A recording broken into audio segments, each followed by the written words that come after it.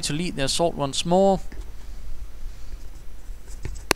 So shall be interesting. We'll certainly ensure that the troops are kept well motivated during the assault. Bren carrier crashing through the barbed wire. No Panzerschreck nearby to actually stop it. So now a new avenue of assault is open. Slightly open though, no cover really like here for example. But Bren carrier will be nearby to provide some fire support. And we see further sandbags going in.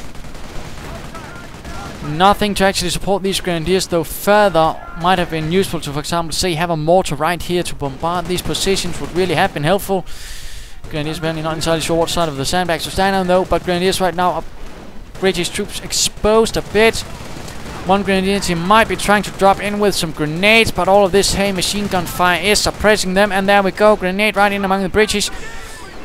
Not really killing any or damaging any, and looks like this Grenadier team will have to retreat, but of course we'll have to retreat right through the British line, and another marksman shot killing the guy on retreat. Absolutely horrific. And we do see a mortar team on the way, and these Grenadiers are just apparently hiding out, apparently not deciding to pitch in for the defense. Not entirely sure why. And we do see the mortar team getting closer, and we'll probably try to bombard these positions right here and avoid the British from actually taking it, or at least making it a very expensive pleasure. And we do see that the full onslaught of the anti-attack defenses have been set up. Pack and mines and tank traps. And now these Grenadiers are quick to being reinforced. Not entirely sure what these pioneers are doing though. And not entirely sure what this is going to do. Will there be any mortar rounds landing? Apparently not. Bit curious actually since he set it up. Mortar round now. And we also see a captain has actually arrived on the field. Quite interesting. Captain giving defensive bonuses to emplacements for example, and nearby units. And apparently not even bombarding, but just waiting for the assault to begin. And we see mines have been laid down right here by Cheezburglar. Absolutely fiendish. Of course, knowing that the German troops will try to use it for cover, of course. And we see Veterancy 2 as well, giving them elite armor. These Grenadiers will have to get out of there. Oh dear. And we see that the trenches have been vacated but taken up by pioneers. Mines and finally mortar rounds dropping in. A bit curious why there wasn't any preparatory mortar bombardment. Certainly could have made it a lot easier for those Grenadiers on the assault. Instead, apparently, it was only being used when the attack actually commenced. So that was a bit of a bad move, if I might say so. And certainly no actual attempts at any assaults by the German forces. Certainly, if they could break through here and spot this, they could do a bit of damage. And we also see an armored command truck setting up right here, this fuel point, giving them a lot of fuel. In fact, 163 fuel, so plenty of armor or anything should be available for the British forces if they decide they want that.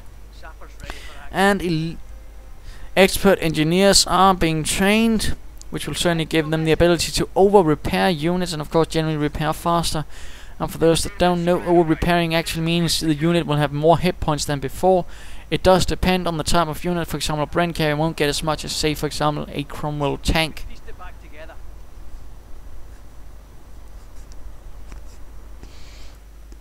And we will have to see what the Wehrmacht does further. Grenadiers seems to be the order of the day. No Sturm armories, no Nebelwerfer Stooks or Pumas, or even a Panzer command. And we see a fresh British assault lining up. Plenty of infantry sections with Brens and rifle grenades. Recon sections sneaking about in the west. And we see the captain also joining in. Not entirely sure that's going to be of much use on the offense, but I suppose this Webley revolver can still be of a small bit of use. And the mortar firing away in a sort of attempt to soften up the defense, or at least rile him up. And of course the Wehrmacht mortar is ready and begins firing. Apparently the British are pulling back again, apparently lining up at range. Germans trying to lay down some further sandbags to strengthen their defenses.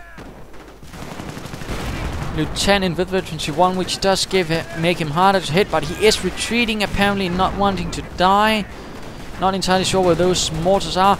Grenades landing among some of this, and we have a Cromwell tank, first of possibly many.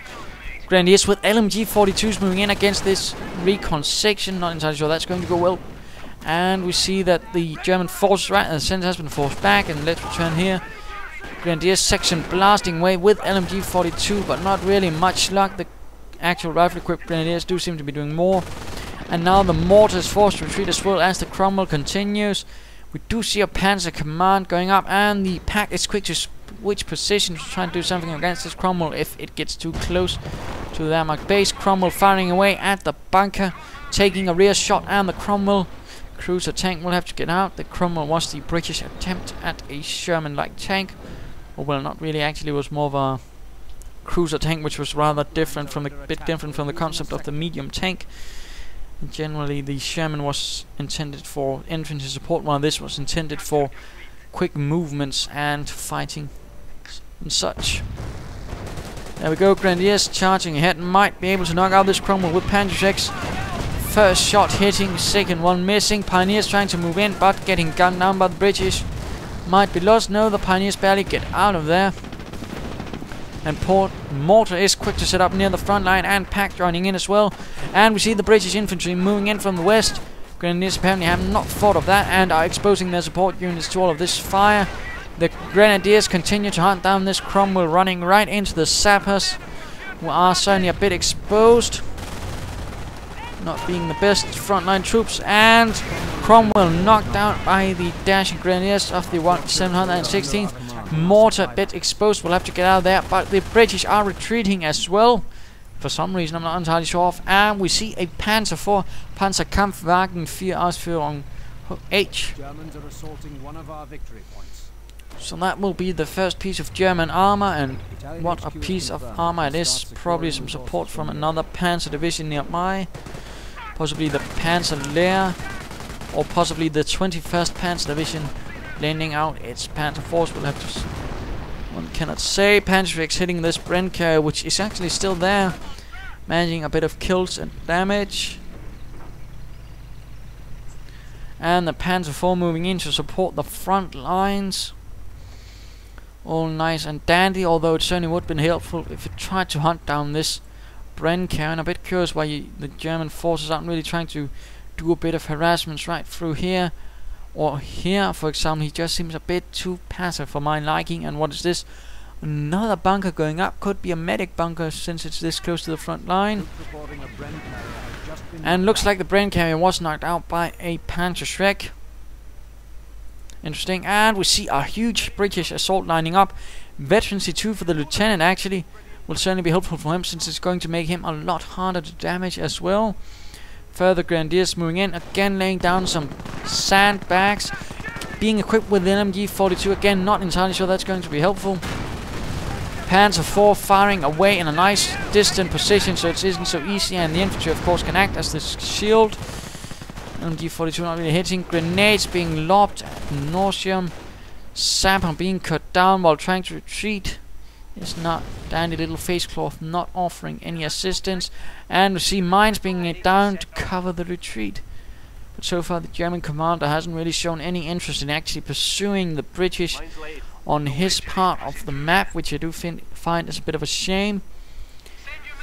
Even moving a bit here could turn a real field support truck that could be knocked out by Panzer fire. In fact, let's go have a look at Mr. Germaster. Not even a doctrine, plenty of fuel and some manpower, but not entirely sure what he's going to do with it. And recon section coming under fire and sniping out a Grenadier. The Grenadiers do continue to fire away at these troops who are certainly out in the open. The LMG 42 not doing an awful lot, and looks like the British might be lining up for a fresh assault. Another Cromwell moving in. Pioneers nearby, right at the rear lines, and further sandbags, Grenadiers with Panzerschrecks and whatnot. And down to one Grenadier here, and the last one sniped by the reconnaissance section. Quite tragic. And a fresh Grenadier team to replace it. Could also have been useful to send in a Panzer IV. And what is this doing? It's pulling back, which might be the exact wrong moment to do it, as the British are moving in for an assault. And we do see a medic bunker right up here, certainly going to help him again in the attrition war. Panzer IV now going to move in after this reconnaissance section, which could certainly leave the central spot open for attack. And there we go, probably having ascertained it. He is now moving in from all sides. Cromwell joining in, and we see a 17-pounder anti-tank going to cover here. But really the bad moment to move in that Panzer IV for another spot, and hopefully he will be quick to move it in to support the central position, or all will be lost, I suspect. Grenadiers trying their best to hold out behind all these sandbags, but they will certainly be overwhelmed. Mortified joining in, some getting killed though it seems. Grenadiers firing away. We have another lieutenant on the field, but he might be killed or he might get out of there, while the rest of the British troops are taking a lot of fire. The other Lieutenant Veteran 2 is nearby, and now the Cromwell is joining in, but the Panzer IV is apparently having a small vacation instead of actually joining its comrades. And Panzerschreck fire hitting the Cromwell. Still no doctrine for the Wehrmacht forces of the 716th.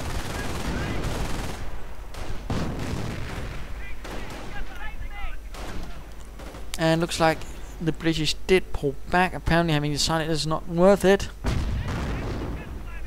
Cromwell taking some shots at the Grenadiers, not having much luck though, and the Grenadiers might try to move in with the Panzerschrecks, and there we go.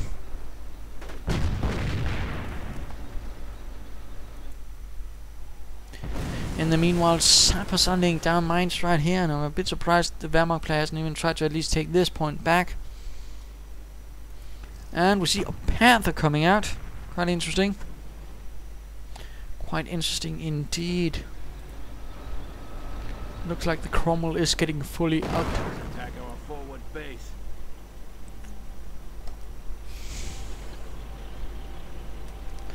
Rather funny looking little tank. So a bit of a lull in the battle once more. Veterans U1 for the armor, which is certainly helpful. Gives it 25 less damage received. And what do we have? A Churchill AVRE. Spigot rounds to the front will certainly be able to blow up some German forces, fortifications and whatnot. Shall be interesting to see how this goes.